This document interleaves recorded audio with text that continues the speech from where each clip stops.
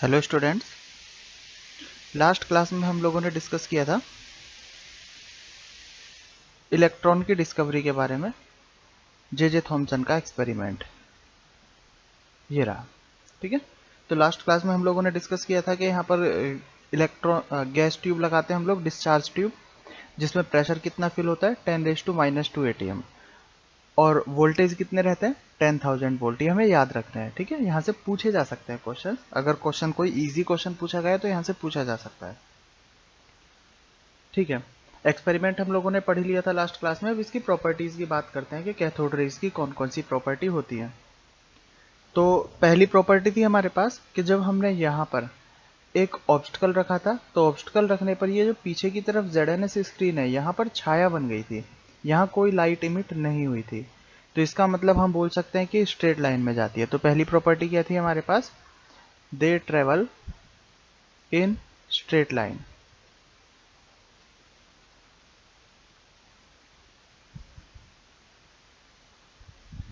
ठीक है, second property, second क्या एक्सपेरिमेंट किया गया था, सेकंड एक्सपेरिमेंट में यहां से ये ऑब्स्टकल हटाया,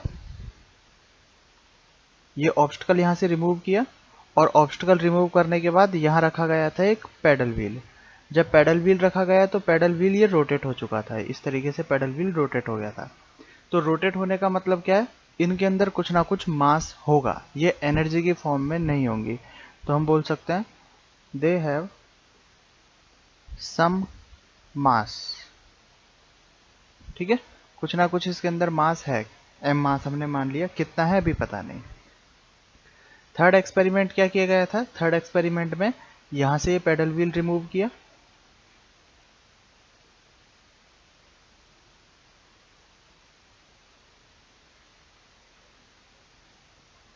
एक मिनट, हाँ, यहां से ये पेडल व्हील रिमूव किया, और जब पेडल व्हील रिमूव हुआ तो पेडल व्हील रिमूव करने के बाद हमने यहाँ पर प्लेट्स लगाई, इलेक्ट्रिक प्लेट्स।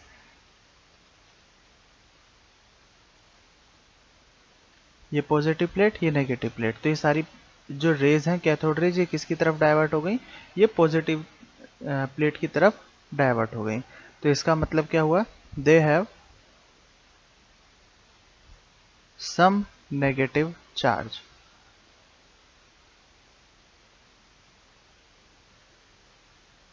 इनके पास चार्ज भी है नेगेटिव में, लेकिन कितना है पता नहीं। ठीक है, तो ये इस एक्सपेरिमेंट का रिजल्ट था, और इसी एक्सपेरिमेंट के रिजल्ट के बेस पर फिर जे थॉमसन ने कैथोड रेज को क्या नाम दे दिया था, कैथोड रेज को नाम दे दिया गया इलेक्ट्रॉन।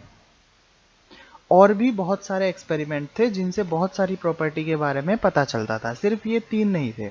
ये तीन इसलिए पढ़ा है क्योंकि आगे के हमारे पास जो रिजल्ट हैं वो बस ये तीन ही काम आते हैं। बाकी देखो प्रॉपर्टीज हैं जो मैं बता देता हूँ कि कैथोड रेज हाई स्पीड से ट्रेवल करती हैं, कैथोड रेज फ्लोरोसिन के ऊपर इफेक्ट डालती है, मतलब ZNS के पीछे जो हमने कोटिंग किया है उस पर लाइट इमिट करती है। कैथोड रेज अगर मेटल पर आए तो ये एक्स रेज प्रोड्यूस करती है, अगर मेटल के ऊपर ये डिपॉजिट हो तो ये एक्स रेज वहां से निकालती है। ऐसी बहुत सारी प्रॉपर्टी है। मैग्नेटिक फील्ड में भी ये डिफ्लेक्ट हो जाती हैं, लेकिन इनका आगे हमारे इस चैप्टर में कोई रिजल्ट नहीं आता, इसलिए ये नहीं पढ़ाई जाती। ठीक है, तो ये हमारे पास इनका फाइनल रिजल्ट था। अब एक टर्म और हमें यहाँ पर याद रखनी है, कैथोड रेज प्रोड्यूस कहाँ से होती है। कैथोड रेज प्रोड्यूस होती है कैथोड वाले इलेक्ट्रोड से, और जा कहाँ रही है ये एनोड की तरफ, ये हमें याद रखना है। ठीक है, कैथोड से प्रोड्यूस होती है और एनोड की तरफ जाती है। जब हम आगे एनोड रेज के बारे में पढ़ेंगे तब ये वापस से हमारे पास कंसेप्ट आएगा, रिकॉल करेंगे हम लोग। वहां पर अंदर जो गैस फिल की गई है, उस फिल की हुई गैस का कैथोड रेज से कोई मतलब नहीं होता, दोनों डिफरेंट चीजें हैं। ठीक है, तो ये था कैथोड रेज के बारे में। नेक्स्ट स्टार्ट करते हैं हम लोग डिस्कवरी ऑफ प्रोटॉन। प्रोटॉन की डिस्कवरी के बारे में बात करते हैं हम लोग। एक्सपेरिमेंट सेटअप बिल्कुल सेम है पहले जैसा। देखिए यहाँ पर कितना है हमारे पास, ये बैटरी जो है, बैटरी हमारे पास 10,000 वोल्ट की। प्रेशर कितना है, ये वैक्यूम पंप लगाया हुआ है हम लोगों ने, वैक्यूम पंप से एयर को बाहर निकाला और प्रेशर रख दिया हम लोगों ने 1 atm से कम करके 10⁻⁻² atm। ठीक है, कैथोड है हमारे पास ये, और एनोड है ये। ठीक है, कैसे याद रखना है, ये नेगेटिव है ये पॉजिटिव है, तो जो नेगेटिव से जुड़ा होता है वो क्या होगा, कैथोड, और जो पॉजिटिव से जुड़ा होगा वो होगा हमारे पास एनोड। ठीक है, थोड़ा सा डिफरेंट जो सेटअप है इस एक्सपेरिमेंट में, बस वो एक हल्का सा डिफरेंस ये है कि लास्ट एक्सपेरिमेंट में हमने कैथोड और एनोड पूरे लिए थे, यहाँ पर ये जो कैथोड और एनोड लिए जा रहे हैं, यहाँ पर जो कैथोड लिया है ये परफोरेटेड कैथोड लिया है। परफोरेटेड कैथोड का मतलब ये जो मैं ब्लैक मार्क बना रहा हूँ, ये ब्लैक मार्क यहाँ पर होल्स बनाए हुए हैं। ठीक है, तो कैथोड के बीच में यहाँ पर बीच बीच में होल्स हैं।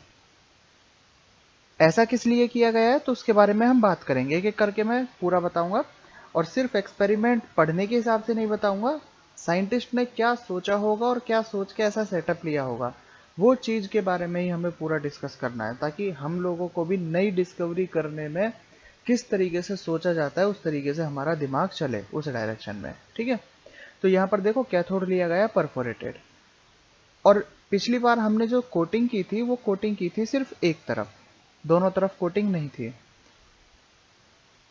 इस बार जो कोटिंग की जा रही है, इस बार कोटिंग की जा रही है कंप्लीट के ऊपर। ये जो ZNS कोटिंग की गई है, इस बार हमने पूरे सेटअप पर इसका कोटिंग किया है।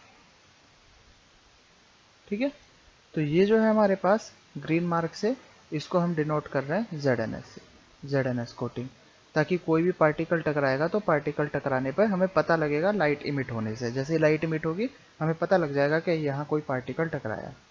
देखो, एक रूल होता है हमारा साइंस का, फिजिक्स का, चार्ज इंड्यूस का रूल। उसमें क्या होता है, मान लो हमारे पास कोई भी प्लेट है, जैसे ये एक प्लेट है मेरे पास, इस प्लेट के ऊपर चार्ज है नेगेटिव चार्ज। ठीक है, ये नेगेटिव चार्ज है कंप्लीट इसके ऊपर। अगर इसके सामने कोई भी न्यूट्रल प्लेट लेके आई जाए तो इस न्यूट्रल प्लेट पर इस चार्ज के अपोजिट चार्ज, मतलब पॉजिटिव चार्ज अपने आप इंड्यूस हो जाएगा, और इसके अपोजिट डायरेक्शन में कौन सा चार्ज होगा, नेगेटिव चार्ज होगा। ठीक है, ये फिजिक्स का रूल होता है चार्ज इंड्यूस का, कि अगर किसी भी न्यूट्रल पार्टिकल या न्यूट्रल प्लेट के पास में कोई भी चार्ज प्लेट लाई जाए तो उसका अपोजिट चार्ज अपने आप इंड्यूस उसके ऊपर हो जाता है। ठीक है, अब देखो एक्चुअल में एक्सपेरिमेंट में क्या हुआ था, लास्ट एक्सपेरिमेंट में हुआ था कि जे थॉमसन ने जब एक्सपेरिमेंट किया था तो रेज कहाँ से कहाँ गई थी, रेज गई थी हमारी कैथोड से एनोड की तरफ, जिन्हें हमने क्या नाम दिया था, सिर्फ कैथोड रेज नाम दिया था, और इलेक्ट्रॉन की डिस्कवरी वहां से हुई थी। ये कैथोड रेज है जो भी मैं बना रहा हूँ। ठीक है, यहाँ पर सेटअप किया, तो जब कैथोड से एनोड की तरफ रेज जा रही हैं और बीच में एक न्यूट्रल गैस फिल की गई है, ये जो यहाँ से ये जो गैस फिल की गई है, क्या इस पर कोई चार्ज इंड्यूस नहीं होना चाहिए, जैसा हमने यहाँ पर पढ़ा है, बिल्कुल चार्ज इंड्यूस होना चाहिए। तो क्या लास्ट एक्सपेरिमेंट में ऐसा कोई चार्ज इंड्यूस नहीं हुआ, लास्ट एक्सपेरिमेंट में भी चार्ज इंड्यूस हुआ होगा, लेकिन हमें पता नहीं लगा। क्यों, क्योंकि पहली बात कोटिंग जो की गई थी वो एक तरफ कोटिंग की गई थी, यहाँ पर एनोड की तरफ सिर्फ एक तरफ कोटिंग थी, दूसरी तरफ कोटिंग नहीं थी, तो अगर कोई चार्ज यहाँ पर आया भी होगा तो हमें पता नहीं लगा होगा। दूसरा, उस एक्सपेरिमेंट में कैथोड कंप्लीट फिल था, तो हो सकता है मे बी पॉसिबल कि यहाँ से जो एनोड रेज है, एनोड रेज इसको क्रॉस ना कर पाई हो कैथोड को, तो इसीलिए हमने यहाँ पर इस बार छेद वाला कैथोड लिया है, परफोरेटेड कैथोड लिया है, कि एनोड रेज अगर निकले तो वो यहाँ पर क्रॉस कर जाए। तो देखो एनोड रेज किस तरीके से निकल रही है, ध्यान से सुनना। जैसे ही कैथोड रेज निकलेंगी, ये कैथोड रेज इस बीच में जो न्यूट्रल गैस फिल की गई है इसको चार्ज करते हुए सीधी निकल जाएगी। ये कैथोड रेज सीधी निकल गई, लेकिन जब ये निकली तो इस गैस को कौन सा चार्ज करके गई, पॉजिटिव, क्योंकि कैथोड रेज होती है नेगेटिव, तो अपोजिटली चार्ज यहां पर आएगा, तो ये कौन सा चार्ज हुआ हमारे पास, पॉजिटिव चार्ज। अब ये पॉजिटिव चार्ज किसकी तरफ अट्रैक्ट होगा, ये होगा नेगेटिव की तरफ अट्रैक्ट, तो यहां से ये रेज निकल के कैथोड की तरफ अट्रैक्ट हुई। तो इन रेज की डायरेक्शन कहां से कहां है, सिर्फ डायरेक्शन, एनोड से कैथोड की तरफ इनकी डायरेक्शन है, तो इसीलिए इन रेज को हम क्या नाम दे देंगे, इन रेज को हम नाम दे देंगे एनोड रेज। देखो कैथोड और एनोड रेज में क्या डिफरेंस है, कैथोड रेज कहां से प्रोड्यूस हुई थी, कैथोड रेज कैथोड से ही प्रोड्यूस हुई है और एनोड की तरफ गई है, लेकिन एनोड रेज बीच हवा में से प्रोड्यूस हुई है और कैथोड की तरफ गई है। इनकी डायरेक्शन एनोड से कैथोड की तरफ है, इसलिए इनको क्या नाम दिया गया है, इसलिए इनको एनोड रेज नाम दिया गया है। ठीक है, यहां से 2 से 3 बार क्वेश्चन पूछा गया है, ये जो मैंने कंसेप्ट बताया है, एनोड रेज कभी भी एनोड से प्रोड्यूस नहीं होती हैं, वो बीच हवा में से प्रोड्यूस होती हैं। और डिपेंड करता है जो भी गैस हम फिल किए, हमने फिल किए, या तो यहाँ पर हम नोबल गैस फिल करते हैं, या तो हीलियम फिल किया गया है, या नियोन फिल किया गया है, तो जो भी हम गैस फिल करते हैं उसी का पॉजिटिव चार्ज ही एनोड रेज होता है। तो एनोड रेज की प्रॉपर्टी कभी भी कांस्टेंट नहीं होती है, फिक्स नहीं होती है, डिपेंड करती है कौन सी गैस फिल की गई है, उसी के अकॉर्डिंग इसकी एनोड रेज की प्रॉपर्टीज होती हैं। ठीक है, अब हम बात करते हैं इनके एक्सपेरिमेंट के बारे में। तो जैसा हमने पहले पढ़ा था एक एक करके सेम वैसे ही एक्सपेरिमेंट किए गए। सबसे पहले क्या किया गया, यहाँ पर ऑब्स्टिकल रखा गया।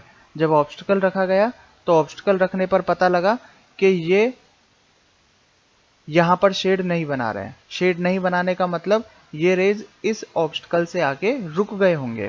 तो इसका मतलब क्या हुआ, दे ट्रेवल इन स्ट्रेट लाइन।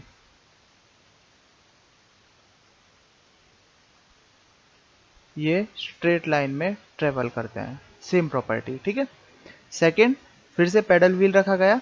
जब यहाँ पर पेडल व्हील रखा गया तो ये पेडल व्हील भी रोटेट हुआ, और जब पेडल व्हील रोटेट हुआ तो इसका मतलब क्या हुआ, एनोड रेज हैव सम मास, इनके पास कुछ ना कुछ मास होता है, कितना होता है अभी हमें नहीं पता है। ठीक है, इसके बाद क्या किया गया है, इसके बाद फिर से यहाँ पर इलेक्ट्रिक प्लेट लगाई गई, और जब इलेक्ट्रिक प्लेट लगाई गई तो ये रेज नेगेटिव की तरफ डायरेक्ट हो गई। अगर नेगेटिव की तरफ डायरेक्ट हो गई तो इसका मतलब क्या हुआ, इसका मतलब ये हुआ कि anode rays have some positive charge. इनके पास कौन सा चार्ज होता है, इनके पास पॉजिटिव चार्ज होता है। कितना होता है पता नहीं, बस इतना है। इस एक्सपेरिमेंट से हमको सिर्फ ये पता लगा है कि ये पॉजिटिव चार्ज रखते हैं। ठीक है, और सेम प्रॉपर्टी मैग्नेटिक फील्ड के अंदर ये डाइवर्ट हो जाती हैं। ठीक है, फोटोग्राफिक प्लेट को भी ये रेज अफेक्ट करती हैं। ठीक है, तो ऐसे बहुत सारी प्रॉपर्टी हैं जिनका हम जिनसे अभी हमारा कोई मतलब नहीं है, हमें सिर्फ ये 3 प्रॉपर्टी याद रखनी है। नेक्स्ट एक्सपेरिमेंट है हमारे पास ई बाय एम रेशो निकालने के लिए। ये एक्सपेरिमेंट किया था जे थॉमसन ने। देखो, जे थॉमसन ने जब कैथोड रेज की डिस्कवरी की थी तो वहां से हमें पता लगा कि चार्ज कुछ ना कुछ होता है कैथोड रेज के ऊपर, और कुछ ना कुछ मास होता है। कितना होता है वो हमें नहीं पता था, तो उसके लिए अलग अलग एक्सपेरिमेंट और किए गए। तो जे थॉमसन ने ये कोशिश किया कि चार्ज और मास दोनों की वैल्यूज निकाल सके, लेकिन वो चार्ज एंड मास की दोनों की डिफरेंट वैल्यू नहीं निकाल पाया। वो क्या कर पाया, इस एक्सपेरिमेंट से सिर्फ और सिर्फ इन दोनों का रेशो निकाल पाया। ठीक है, तो ई बाय एम को हम बोलते हैं charge to mass ratio. E for यहाँ पर चार्ज है और एम फॉर मास, तो चार्ज टू मास रेशो है ये। ठीक है, इलेक्ट्रॉन के लिए। तो ये सेटअप क्या है, सेटअप समझ लेते हैं। सेटअप में देखो, ये जो बनाया गया है ये है हमारे पास कैथोड। ठीक है, और ये है हमारे पास एनोड, और इसे हमने कैथोड और एनोड को बैटरी से कनेक्ट किया। जैसे ही हम यहाँ पर इसे बैटरी से कनेक्ट करेंगे तो बैटरी से कनेक्ट करने पर क्या होगा, कैथोड रेज निकलेगी, और कैथोड रेज निकल के एनोड की तरफ जाएंगी।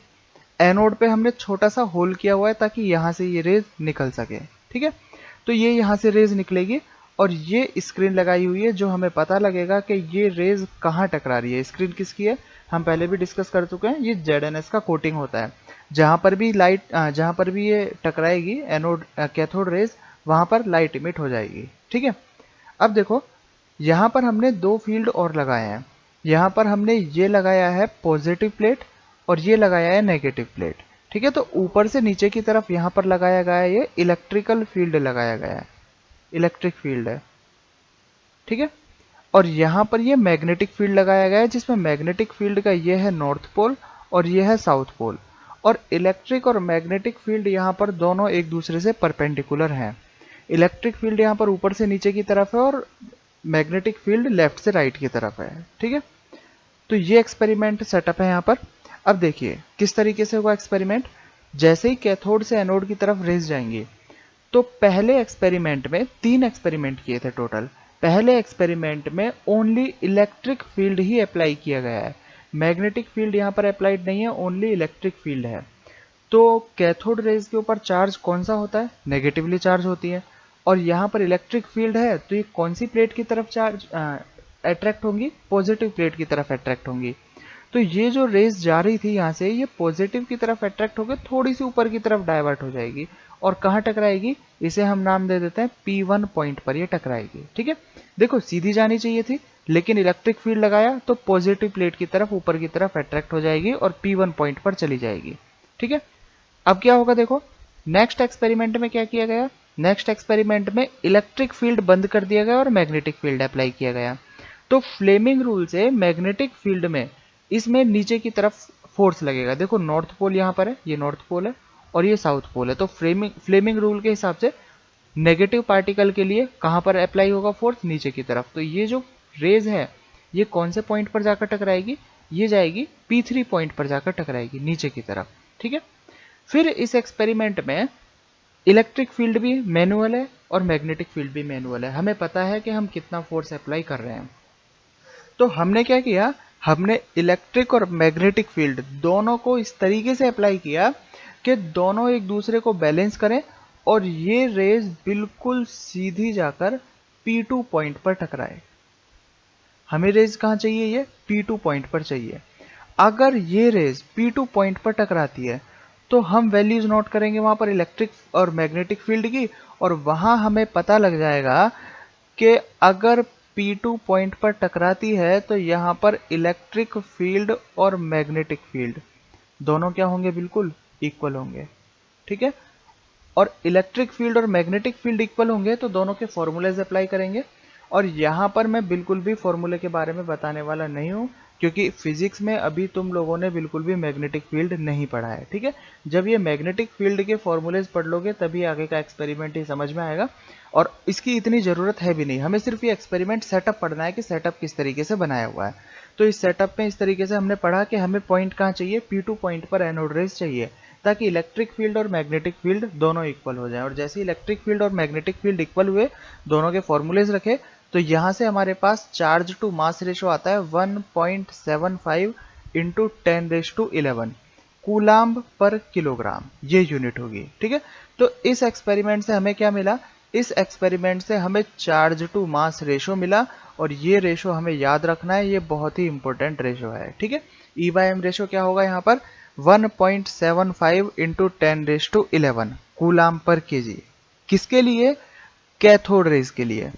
ठीक है, ये कैथोड रेज के लिए एक्सपेरिमेंट किया गया है। ठीक है, चलो देखो नेक्स्ट है हमारे पास एनोड रेज के लिए। अगर हम E/m रेशो की बात करें तो क्या एनोड रेज के लिए E/m रेशो निकाला जा सकता है, बिल्कुल नहीं। क्यों, क्योंकि पहले भी हम एक्सपेरिमेंट में पढ़ चुके हैं कि कैथोड रेज कहाँ से निकलता है, कैथोड रेज निकलता है कैथोड से और एनोड की तरफ जाता है। बीच में चैम्बर के अंदर यहाँ जो हम गैस फिल करते थे, इस गैस से कैथोड रेज का कोई मतलब नहीं होता। लेकिन एनोड रेज किसके ऊपर डिपेंड करती है, बीच में यहाँ जो गैस फिल की जाती है एनोड रेज उसके ऊपर डिपेंड करती है। E/m रेशो का मतलब क्या है, चार्ज टू मास रेशो। ठीक है, अगर हम हीलियम फिल करेंगे तो हीलियम का मास अलग होता है, अगर हम नियोन फिल करेंगे तो नियोन का मास अलग होता है। तो एनोड रेज के लिए E/m रेशो सभी गैसेस के केस में, सभी एक्सपेरिमेंट में डिफरेंट होगा। जो भी गैस फिल की गई होगी E/m रेशो उसी के ऊपर डिपेंड करेगा। ठीक है, तो हमें याद रखना है कि कैथोड रेज के लिए E/m रेशो हमेशा कांस्टेंट होता है, और कितना होता है 1.75 इंटू 10⁻11। एनोड रेज के लिए E/m रेशो हम कभी भी नहीं निकाल सकते, वो डिफरेंट केसेस के ऊपर डिपेंड करता है और हमेशा वेरिएबल होता है। तो यहाँ से हमें पता लगा E/m रेशो के बारे में। नेक्स्ट लेक्चर से हम लोग डिस्कस करने वाले हैं डिस्कवरी ऑफ न्यूट्रॉन, और उसके बाद atomic models, Thompson model and Rutherford model next lecture से हम लोग डिस्कस करेंगे।